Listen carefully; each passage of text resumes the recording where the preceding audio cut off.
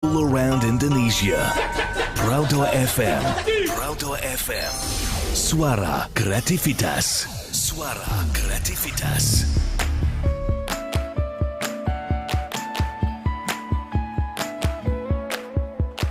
Hei kawan, tak ada kata bosan dan menyerah. Tuntutlah ilmu setiap waktu demi masa depanmu. Kami ada untukmu, menemanimu belajar. Sambutlah hari indahmu.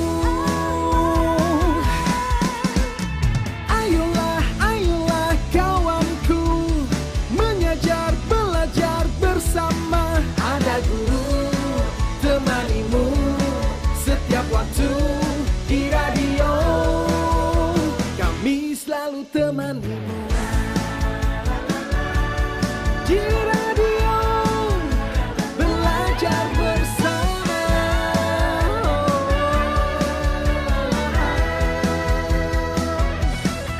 Kami ada untukmu, menemanimu belajar. Sambutlah hari indahmu. Ayolah, ayolah kawanku, mengajar, belajar bersama. Ada guru temanimu setiap waktu di radio. Ayolah, ayolah kawanku, mengajar, belajar bersama. Ada guru temanimu setiap waktu di radio. Kami selalu temanimu.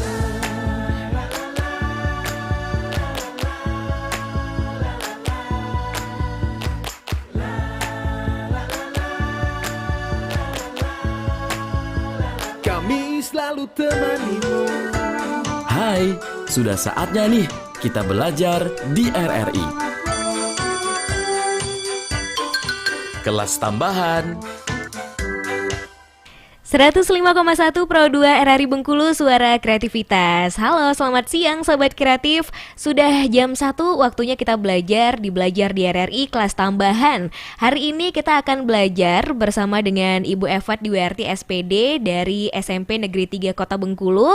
Hari ini kita belajar IPA mengenai teknologi ramah lingkungan, Sobat Kreatif. Halo, Assalamualaikum Ibu Evat. Salam. Halo, selamat siang. Aku dengar suaraku. Oh iya.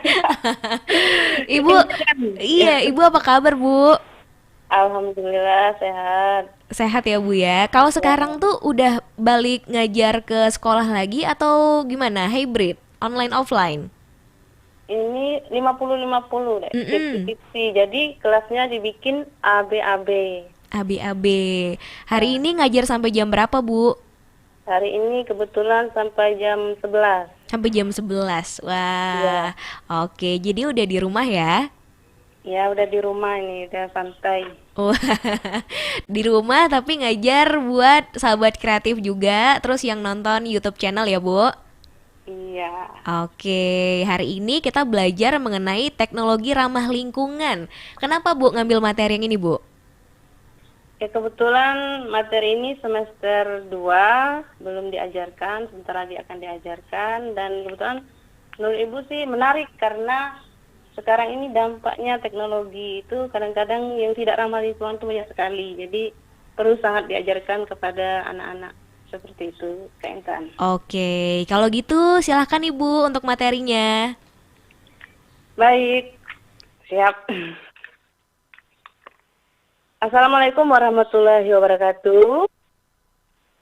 Selamat siang anak-anak semuanya dimanapun kalian berada. Ketemu kembali ketemu dengan Ibu Evat Dwiarti, guru SMP Negeri 3 Kota Bengkulu. Baiklah anak-anak, pada kesempatan kali ini Ibu akan memaparkan materi yang berjudul tentang teknologi ramah lingkungan.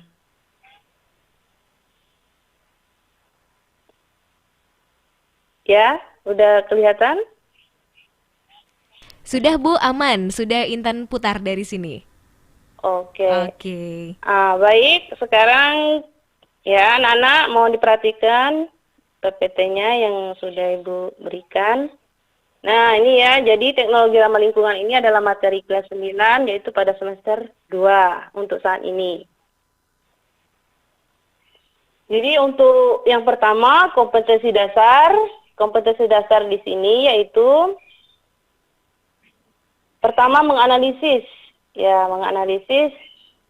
proses dan produk teknologi ramah lingkungan untuk keberlanjutan kehidupan. Kemudian indikator pencapaiannya yaitu menjelaskan pengertian teknologi ramah lingkungan. Yang kedua, menjelaskan prinsip teknologi ramah lingkungan. Dan yang ketiga, menerapkan perilaku hemat energi dalam kehidupan sehari-hari. Serta yang keempat, menganalisis penggunaan aplikasi teknologi ramah lingkungan pada suatu daerah dan dampaknya bagi kehidupan.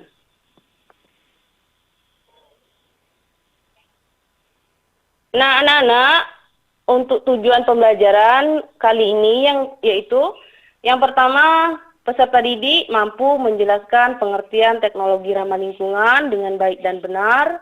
Yang kedua, peserta didik mampu menjelaskan prinsip-prinsip teknologi ramah lingkungan dengan baik dan benar.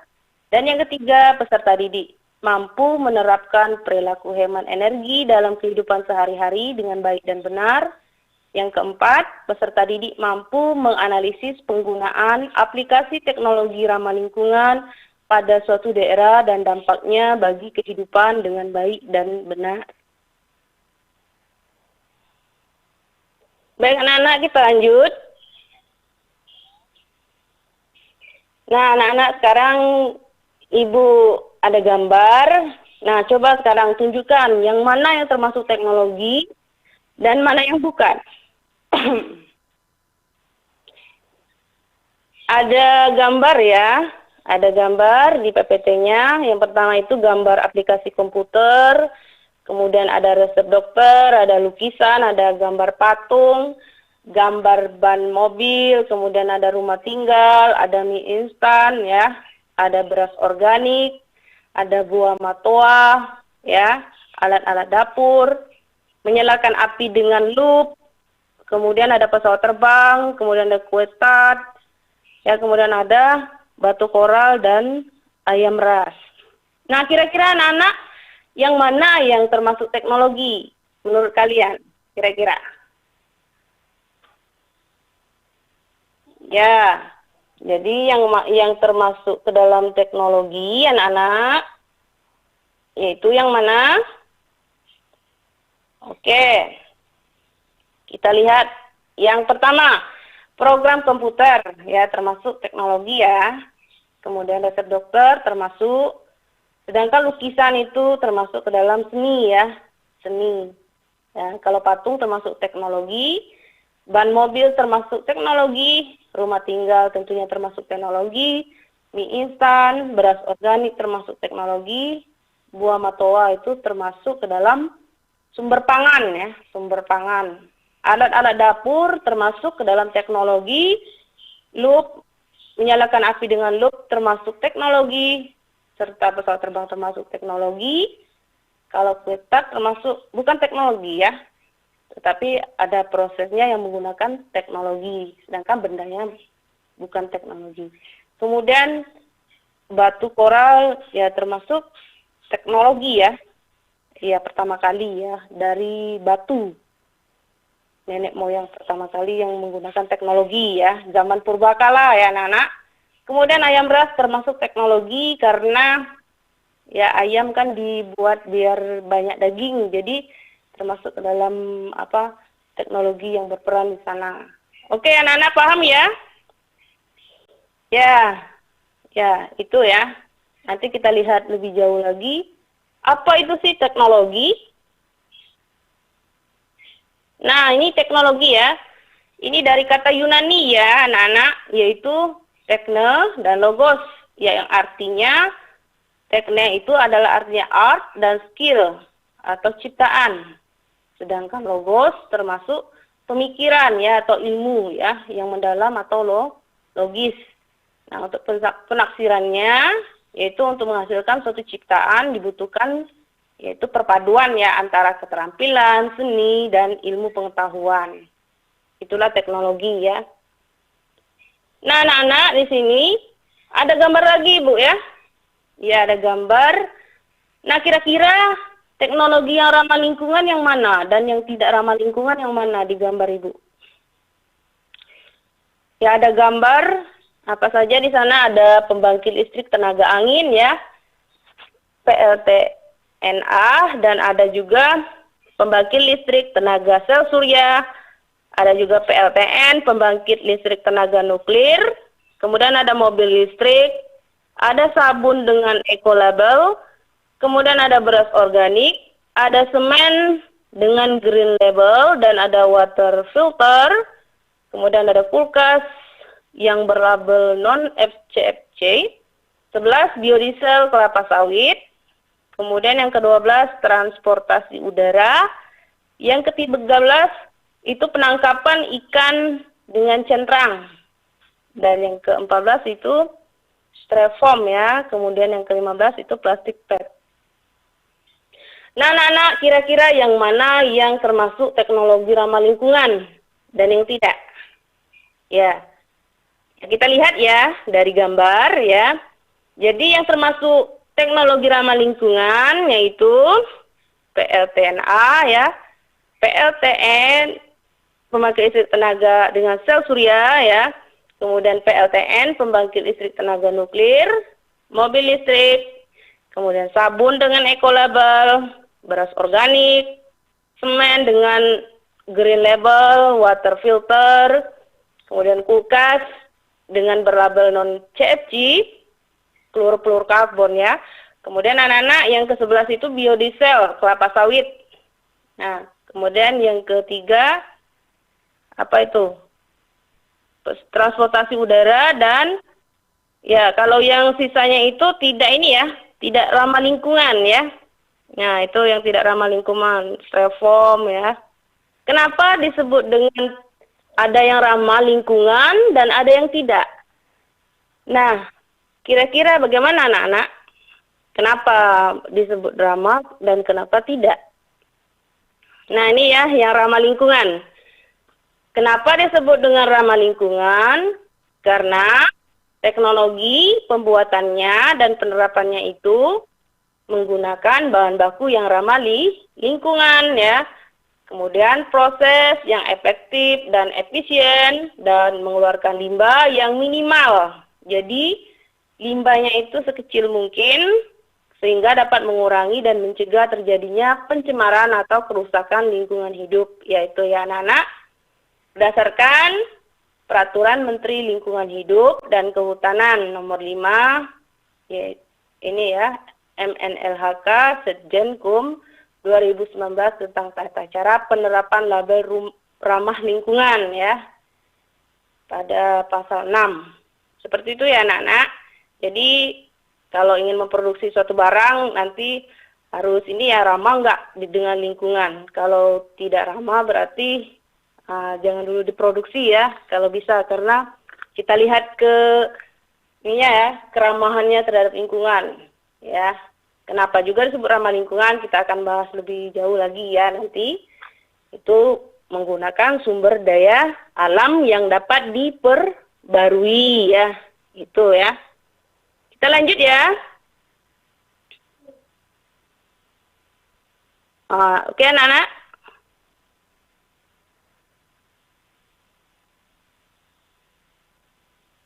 Nah, ada gambar ya. Ada gambar pom bensin. Nah, terdapat bahan bakar minyak ya, BBM. Nah, kira-kira anak-anak BBM ini sangat dibutuhkan ya, sumber energi yang sangat dibutuhkan. Nah, dari manakah BBM berasal anak-anak? Bahan bakar minyak ini. Nah, kemudian apakah BBM ini menyediakan energi bagi kehidupan sepanjang masa? Ya, tentunya anak cucu kita nanti bagaimana kira-kira? Masih kebagian nggak energi BBM ini? Kemudian apa saja dampak penggunaan BBM secara terus-menerus terhadap lingkungan? Nah, ini ya, kita lihat ya. Kita lihat Ada video Ibu ya, ada video bagaimana minyak bumi itu terbentuk ya. Bagaimana minyak bumi itu terbentuk. Nah, kita perhatikan videonya. Nah, minyak bumi itu buah di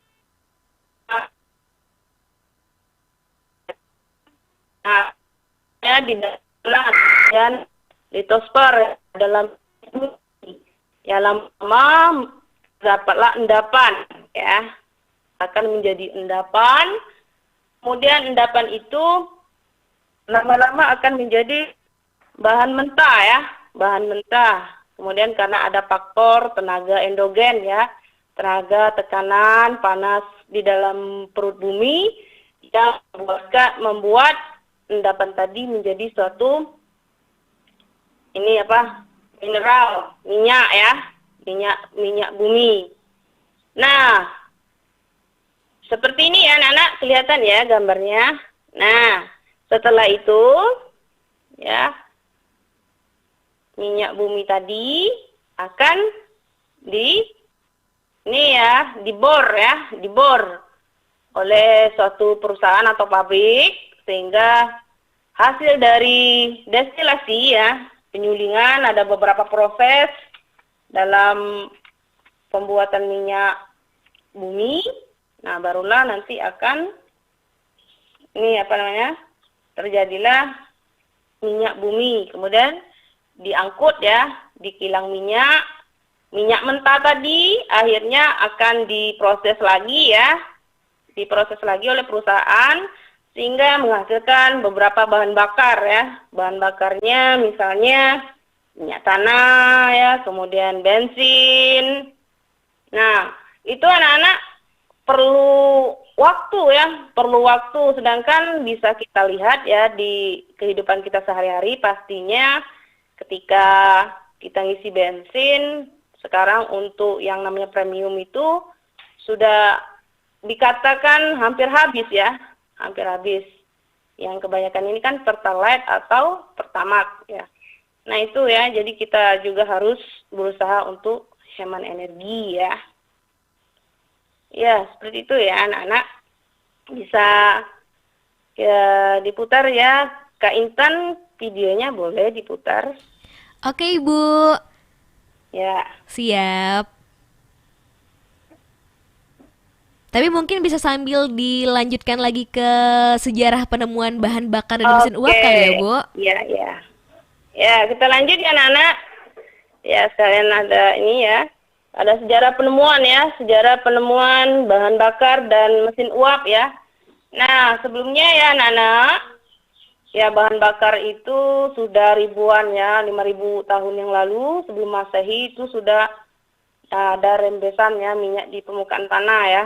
Kemudian untuk yang ini mesin uap itu ya ada awal revolusi industri, minyak bumi ya merupakan energi yang praktis. Nah, tahun 1859 pengeboran minyak bumi pertama itu di Pennsylvania ya, Amerika Serikat ya. Kemudian tahun 1990 ya, 40% teknologi semuanya di dunia menggunakan bahan bakar minyak. Nah, kira-kira anak-anak, apakah minyak bumi bisa digunakan terus-menerus di masa mendatang? Nah, kira-kira gimana?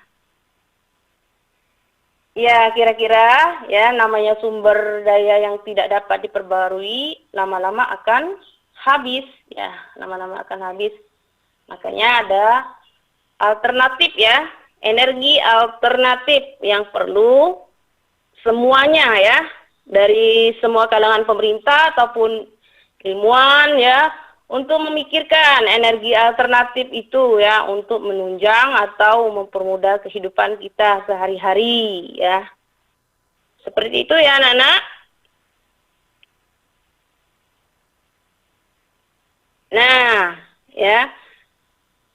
Sudah ya untuk sejarah penemuan bahan bakar. Ya. Sekarang kita ke gambar ya. Gambar ya anak-anak. Kelihatan gambarnya? Ya. Masih ini ya, masih konsen ya. Nah, anak-anak perhatikan ya. Kira-kira manakah yang lebih ramah lingkungan?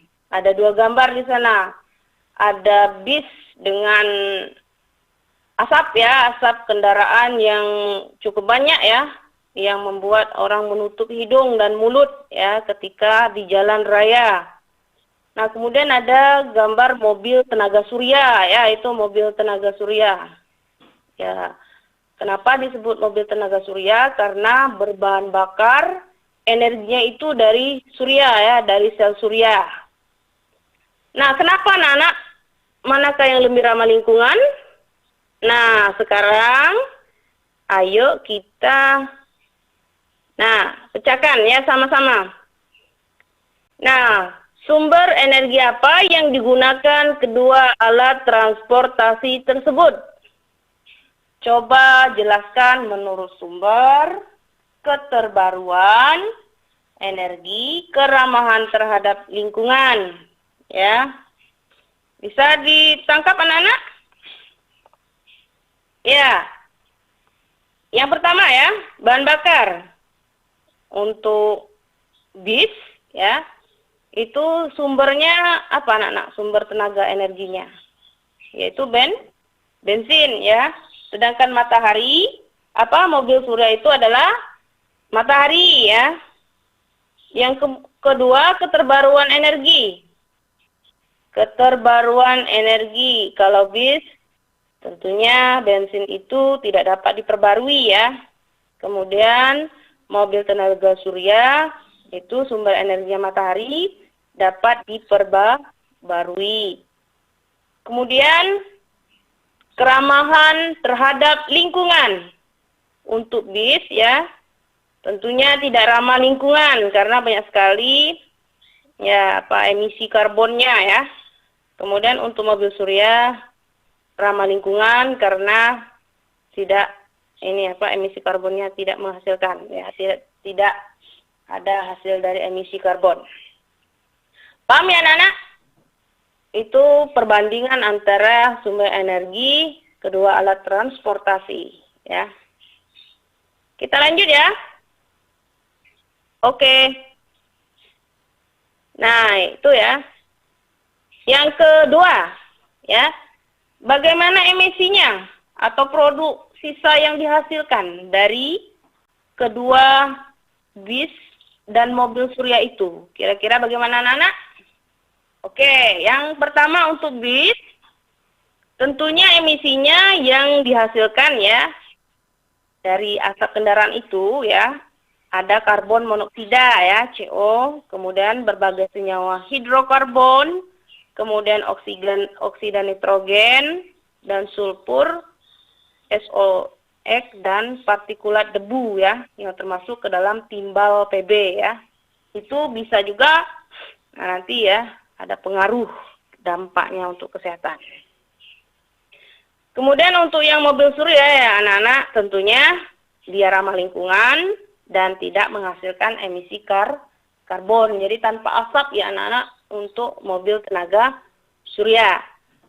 Nah, ini belum banyak ya diproduksi ya. Mudah-mudahan dah ya tahun berikutnya udah banyak ilmuwan yang memproduksi. Biasanya anak SMK ya anak-anak yang ini ya memproduksi ini. Bekerja sama dengan pemerintah seperti itu ya. Oke, kita lanjut. Lanjut Kak Intan. Udah Bu. Iya, kalau di YouTube dia tuh memang kayaknya agak delay 1-2 detik deh. Iya. Silakan Bu. Oke. Baik, yang ketiga ya anak-anak. Nah, kira-kira apa dampak emisi ya yang dihasilkan kendaraan tersebut bagi lingkungan dan manusia untuk jangka pendek dan jangka panjang? Nah, untuk jangka pendek ya, untuk ya pastinya ada gangguan pernapasan ya pada ya bis ya. Kalau yang mobil surya lebih cepat panas ya sehingga membutuhkan alat pendingin ekstra. Jadi itu ya ada juga kelemahan ya di mobil surya. Kemudian untuk waktu isi ulang ya tentunya kayak ngecas ya pakai charger, jadi membutuhkan daya yang lebih lama ya. Kemudian untuk jangka panjang ya anak-anak, untuk bis ya, itu untuk pada manusia ya, dampaknya ya pada lingkungan, pada manusia, itu pengaruh sistem organ ya, seperti paru-paru, jantung, dan saluran pencernaan ya. Kemudian bisa memicu timbulnya kanker. Kemudian pada lingkungan, nah gas SO2 ini menimbulkan bercak atau noda putih atau coklat merah pada permukaan daun ya. Kemudian penipisan lapisan ozon, hujan asam, meningkatnya suhu bumi ya.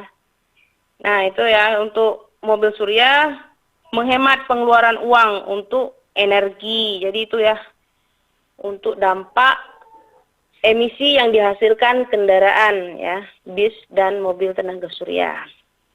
Paham ya anak-anak? Nah kita lanjut ya untuk pertanyaan yang keempat. Manakah dari kendaraan tersebut yang merupakan kendaraan ramah lingkungan dan kendaraan yang tidak ramah lingkungan?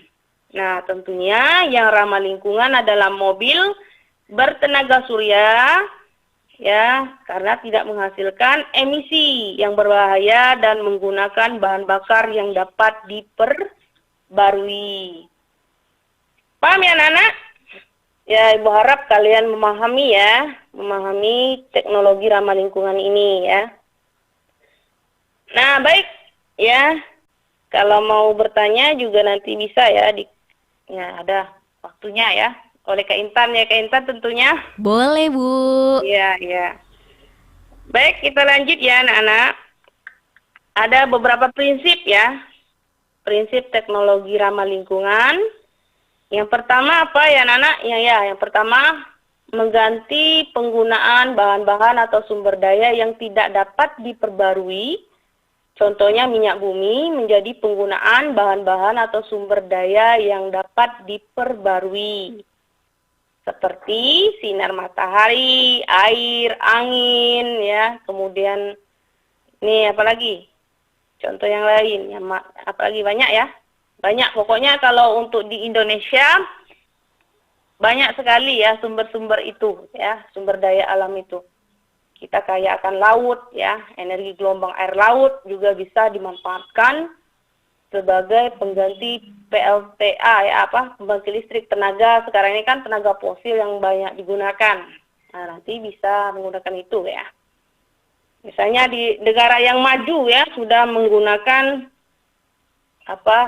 yang teknologi yang seperti itu ya. Ya, kita masih negara berkembang ya anak-anak.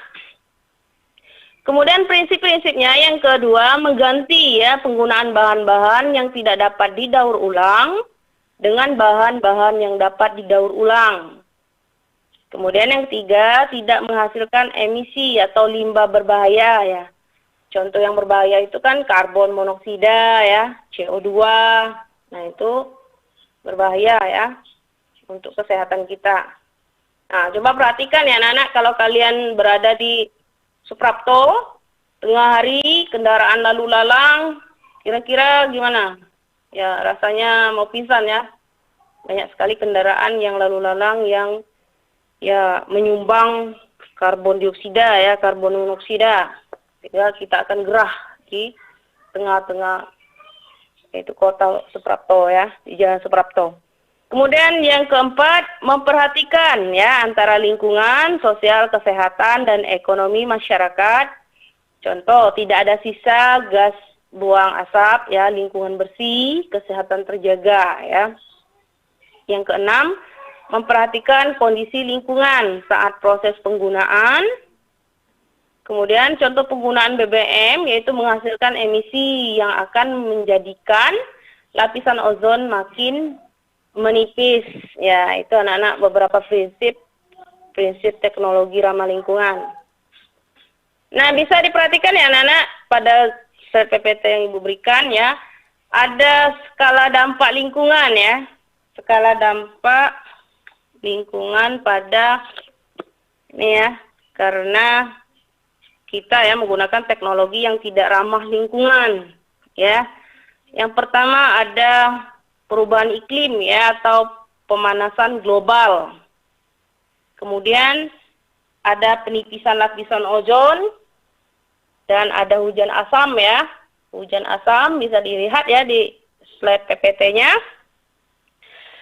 Kemudian ada eutrofikasi, pembentukan ozon fotokimia, toksisitas manusia, toksisitas lingkungan darat, ya, toksisitas air tawar ya, itu akuatik ya. Kemudian ada air laut dan penyusutan ya, penyusutan sumber daya abiotik dan penyusutan sumber daya lahan. Nah, kita lihat ya anak-anak, yang untuk pemanasan global ya, ini dampak lingkungan ya akibat dari penggunaan teknologi yang tidak ramah lingkungan ya.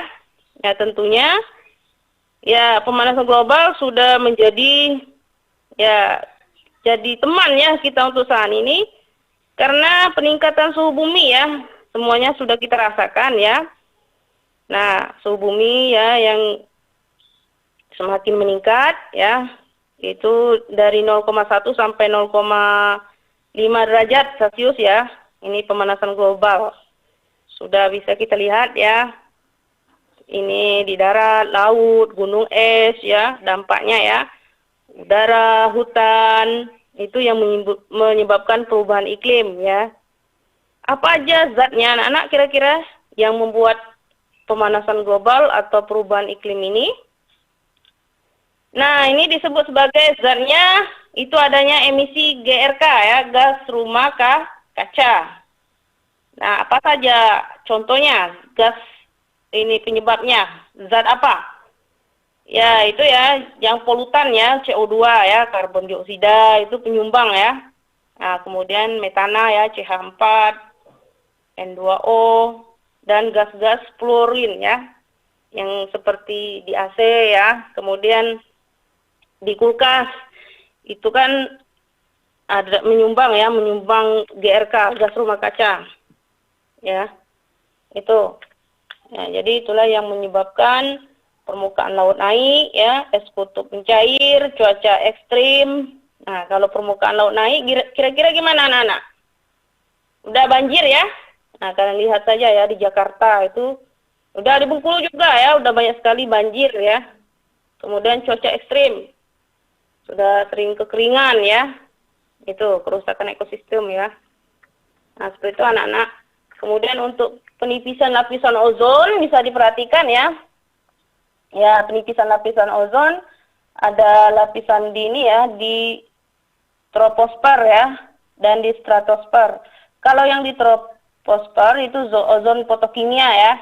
Ini smog ya, istilahnya smog. Yang inilah yang kalau lapisan ozonnya nipis ya, yang bisa menimbulkan kanker ya, penyakit kanker kulit.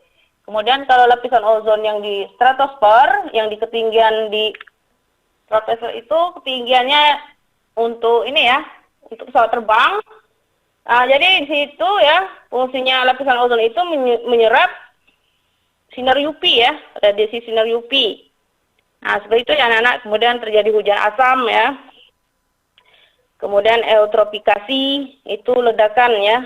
Ledakan gara-gara limbah pupuk. Limbah pupuk yang menyebabkan eceng gondok dan alga tumbuh ya. Kemudian pembentukan ozon fotokimia tadi udah ya. Kemudian toksisitas pada manusia. Itu bisa kita lihat dampaknya ya. Bahan kimia yang banyak mengendap racunnya di kesehatan kita ya, di tubuh kita. Itu ya. Kemudian lahan ya, karena lahan semakin tandus, tentunya kelangkaan air ya, ada radiasi ionisasi itu. Jadi sudah menjalar ke ini ya, penggunaan lahan yang tidak ramah lingkungan. Tuh ya anak-anak, paham ya? Nah, sekarang anak-anak kita lihat ya, ini ada contoh mengidentifikasi proses, teknologi, dan permasalahan lingkungan. Nah, kita bisa lihat ya, daur hidup nasi. Nah, dari sepiring nasi itu kita bisa lihat fase-fase apa saja. Nah, teknologi ramah nggak lingkungannya ya. Coba kita lihat ya. Yang pertama digambar ya, ada pengolahan tanah ya. Nah, itu traktor ya, traktor seorang petani. Itu pada fase ekstraksi ya, atau bahan mentah. Tentunya kira-kira gimana? Traktor itu menggunakan ini ya, BBM ya, bahan bakarnya untuk menghidupkan traktor. Ya kan? Nah ya, kemudian ada proses menanam ya, menanam padi, masih juga ya proses pengolahan. Kemudian ada menyemprot ya, kemudian menabur pupuk itu. Menabur pupuk, ya, tadi juga ya limbah pupuk pertanian bisa juga menyumbang gas rumah kaca ya, yaitu toksisitas. Ya kalau berlebih bisa juga membuat eutrifikasi atau nutrifikasi, ledakan ya algae atau eceng gondok. Kemudian ada proses apa lagi? Ya ada proses penjemuran ya, penjemuran padi, perontokan ya, perontokan padi. Itu juga menggunakan bahan bakar bensin ya, yang kurang ramah lingkungan. Kemudian ada juga pendistribusian ya. Ya, pendistribusian. Ya, kemudian ada juga ya gambar. Nah, tinggal ini ya, sampai ke konsumen. Konsumen menikmati ya. Menikmati mengkonsumsi nasi tadi ya. Kemudian ada disposal ya, bahan-bahan yang tidak digunakan lagi ya, limbah, jadi limbah.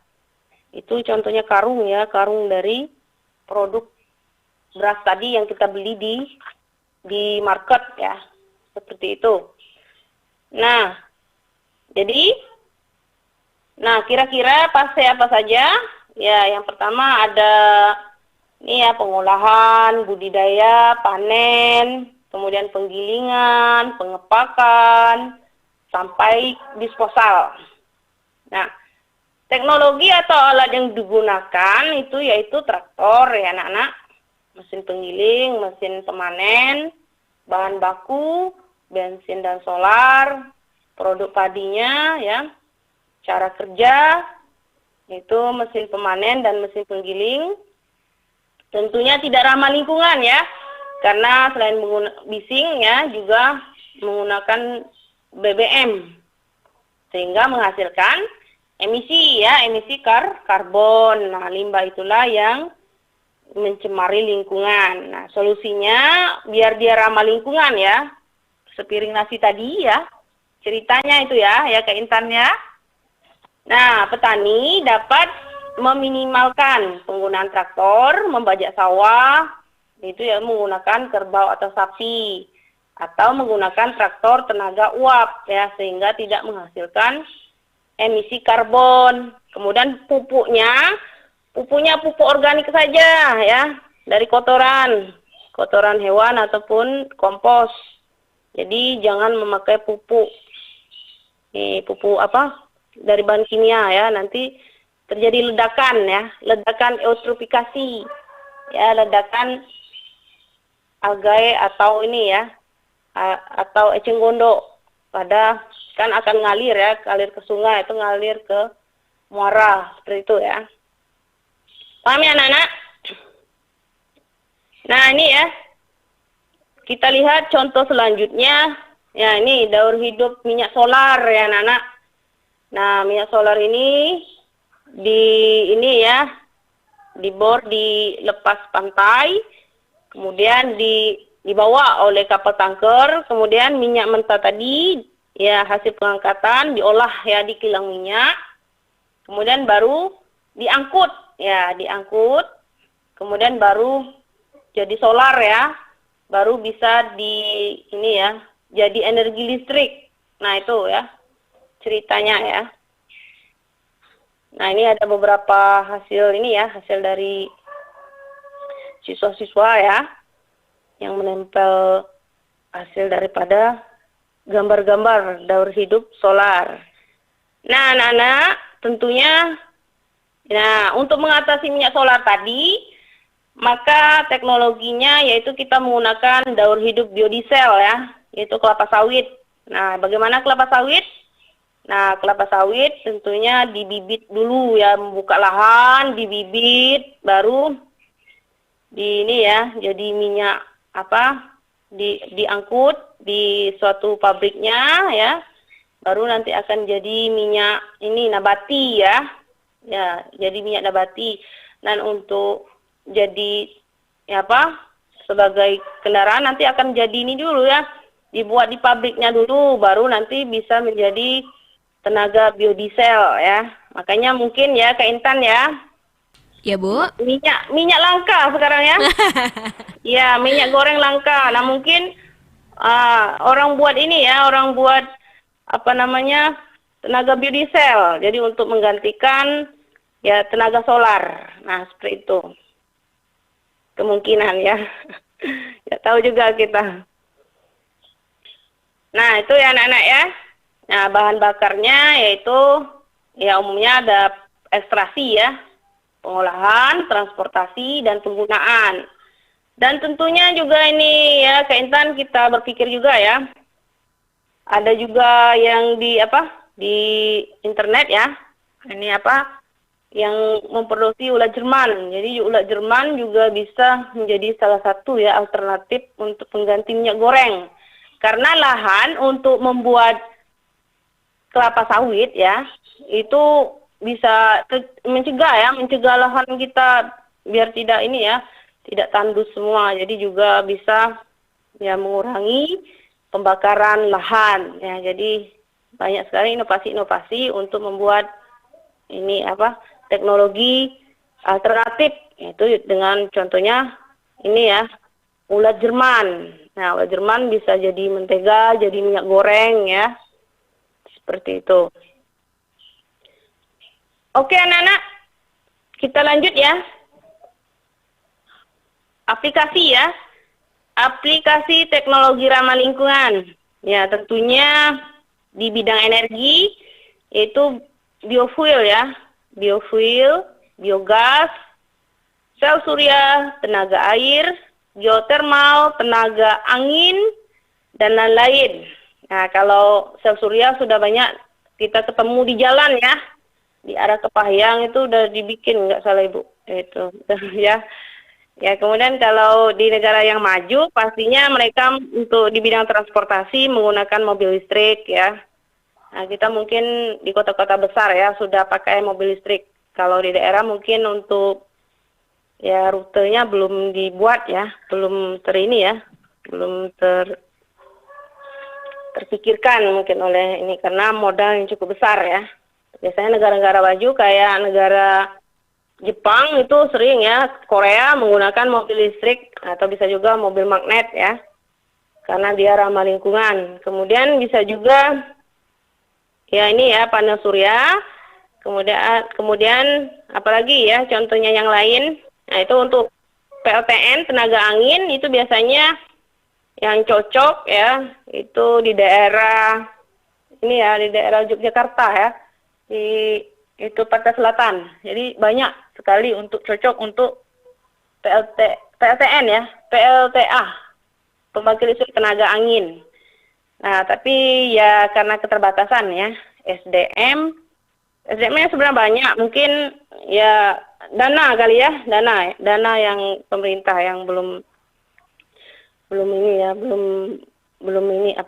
berani untuk membuat misalnya pembangkit listrik tenaga nuklir ya. Itu juga ramah lingkungan ya, masih takut ya pemerintahan kita. Oke, untuk yang bidang lingkungan ya Nana, ada biopori ya. Ini membuat resapan ya sehingga air yang jatuh dari langit ya tidak langsung lewat ke hilir ya atau ke muara. Ya diserap. Jadi juga ini ya bagus ya. Kemudian bioremediasi, compositing toilet, pemurnian air ya. Itu dengan pemurnian air sederhana.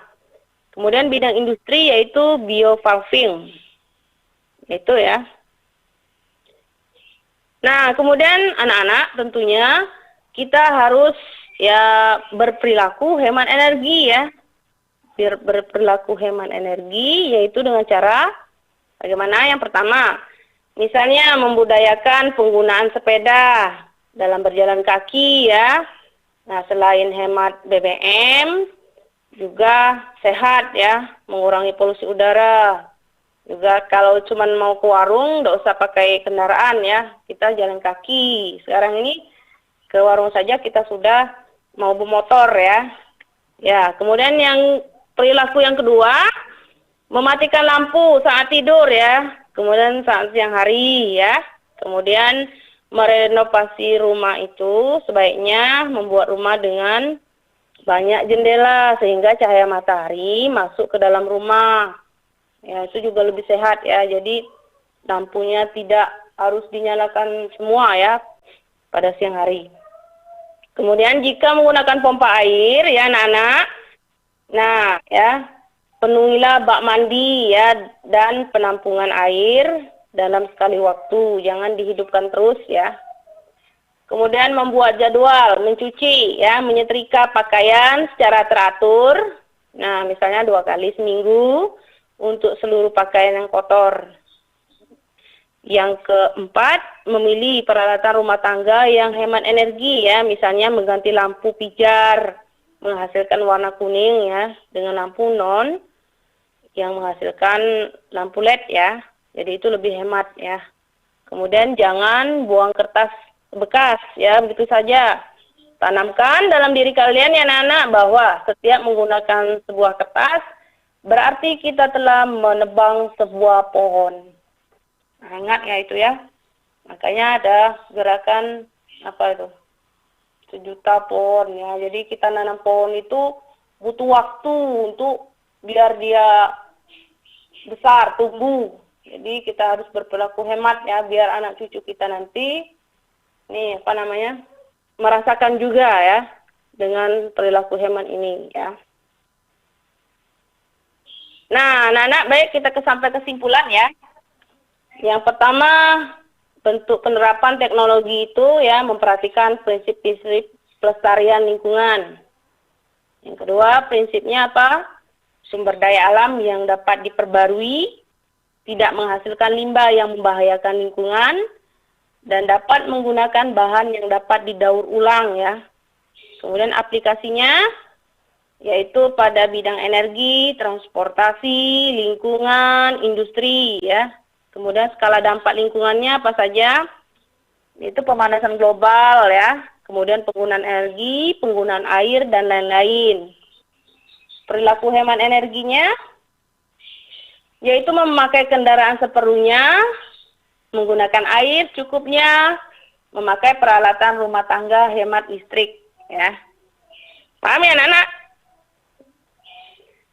Oke, Kak Intan. Oke, Ibu, Bu. ini ada evaluasi ini. Iya, gambarnya sudah muncul. Ada skuter Iya. ya. Nah, sekarang anak kira-kira skuter ramah nggak? Iya, Ramah. ramah ya. Sepeda motor listrik? Ramah juga. Tidak? Ramah. Mobil dengan Tidak. ya tidak ya BBM ya. Kemudian sepeda ramah Ramah. ya. Sepatu roda Ramah juga. ramah lingkungan, becak ramah lingkungan ya. Pesawat, Kenten. Tidak. Ya, tidak ramah lingkungan ya. Kemudian sepeda motor, Tidak juga. ya karena memakai BBM ya, yang menghasilkan emisi karbon. Oke, Kak Intan, mungkin sampai di situ dulu penjelasan dari Ibu. Oke, Ada- Bu. Ada pertanyaan boleh ya? Boleh ya, boleh. Ini ada pertanyaan dari Vita, katanya kalau di Bengkulu seperti apa Bu? Ada contohnya nggak penerapan konsep teknologi ramah lingkungan ini? Untuk di Bengkulu, ya mungkin ini ya, belum terlalu, tapi kalau kira-kira kalau di Kepayang itu Ibu sudah melihat untuk sel surya. Oh, itu iya. juga ya. Mm-mm. Ya, itu kan di jalan-jalan tuh bisa kita lihat. Tapi belum berfungsi nampaknya. Oh gitu. Yang untuk panel sel surya. Ya, Iya. kalau kita ke Kepayang ya. Itu. Kalau di kota ada nggak Bu? Kalau di kota rasanya ini kalau untuk anak SMK belum ada ya. Belum ada ya? Belum ada. Oke. Ya, oke. masih menggunakan yang tidak ramah rata-rata nih. Oke, satu lagi ya Bu, pertanyaannya dari Ica. Iya, Katanya kenapa teknologi ramah lingkungan itu harganya cenderung mahal? Wah ini mungkin mobil listrik ya Bu? Iya. Ya itu ya beberapa kendala yang ya modalnya ya mahal ya. Karena ya belum banyak berkembang. Jadi masih mahal harganya. Ya kalau untuk biasanya negara-negara yang udah maju udah bisa memakai teknologi ramah lingkungan ini. Misalnya ya di Korea ya ada mobil listrik, kemudian di negara Prancis sudah menggunakan PL, pembangkit listrik tenaga angin, air, itu juga dana ya. Dana yang dikeluarkan oleh pemerintah juga ya berperan aktif sehingga bisa membangun beberapa kayak aplikasi tenaga ramah lingkungan ini. Sebenarnya kita kaya, Indonesia kaya akan sumber daya itu seperti gelombang air laut ya. Tapi itu masih masih wacana, belum ada penerapan sepertinya di Indonesia ya. Kita lihat juga di kayak misalnya untuk tenaga nuklir juga ini ya, sulit pemerintah kita untuk beralih ya gitu. Ya kadang-kadang ditakuti ya karena ada beberapa dampak. Tapi kalau negara yang udah canggih ya teknologinya seperti Jepang, dia menggunakan itu PLTN ya itu. Ya. Oke, jadi perubahan memang ya tidak mudah ya Bu ya. Tapi seenggaknya yang bisa kita terapkan kayak mengurangi menggunakan kendaraan bermotor. Kalau warungnya dekat rumah ya udahlah jalan bentar gitu ya. Tidak menghidupkan lampu ketika siang hari. Mungkin itu yang bisa diterapkan sekarang. Kalau masih jauh nih kayaknya mobil listrik atau mungkin peralatan-peralatan teknologi yang benar-benar canggih tapi juga ramah lingkungan ya Bu. Iya itulah kita berdoa aja ya. Semoga negara kita juga menggunakan teknologi yang ramah lingkungan. Iya siap. Ibu Eva terima kasih banyak ya sudah mengajar hari ini. Iya sama-sama Kak Intan ini terima kasih juga. Iya semoga Ibu sehat-sehat terus. Semangat terus mengajarnya. Kalau besok ngajar jam berapa Bu? Oh besok itu 7.30 udah standby di kelas. Sampai jam 11 karena ya dikurangi waktunya karena zaman ya COVID ini. Iya. Oke, berarti kapan-kapan bisa nih minta lagi jam 1 siang diajar lagi sama Bu Evat ya di Belajar di RRI. Oke. Yang sama-sama belajar ini juga ilmunya masih terbatas juga nih Kak Intan. Oke, thank you Ibu. Selamat siang. Terima kasih Iya. banyak. Assalamualaikum Sama. Ibu. Sampai jumpa lagi. Ya sampai jumpa semua. Waalaikumsalam warahmatullahi wabarakatuh. Oke, Sobat Kreatif, itu dia pembelajaran kita hari ini di Belajar di RRI kelas tambahan. Hari ini kita belajar bersama dengan Ibu Evat Dwiarti SPD dari SMP Negeri 3 Kota Bengkulu. Tadi belajar tentang teknologi ramah lingkungan ya. Kalau misalkan kita mikirnya tuh emang ada ya teknologi yang memudahkan kehidupan kita, tapi bener-bener nggak ngasih dampak negatif, nggak merusak, nggak menghancurkan lingkungan. Ternyata ada, sekarang juga lagi diupayakan berkembang teknologi ramah lingkungan ini, sahabat. Kalau misalkan tadi kamu ketinggalan, jangan khawatir, kamu masih bisa rewatch di YouTube channel RRI Net Bengkulu. Udah hampir jam 2 siang juga, Intan harus pamit dari ruang dengar kamu. Dan thank you untuk yang udah barengan di Pro 2 hari ini ya. Nanti lanjut di Pro 2 Issue. Aku pamit. Wassalamualaikum warahmatullahi wabarakatuh. Selamat siang. Sampai jumpa lagi. Jangan lupa untuk terus menjadikan generasi muda sebagai headline. Bye-bye.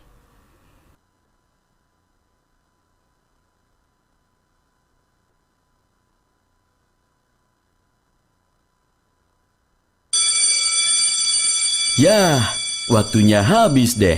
Besok jangan lupa, kita belajar lagi kelas tambahan. Kamu di rumah aja, biar kami yang temenin.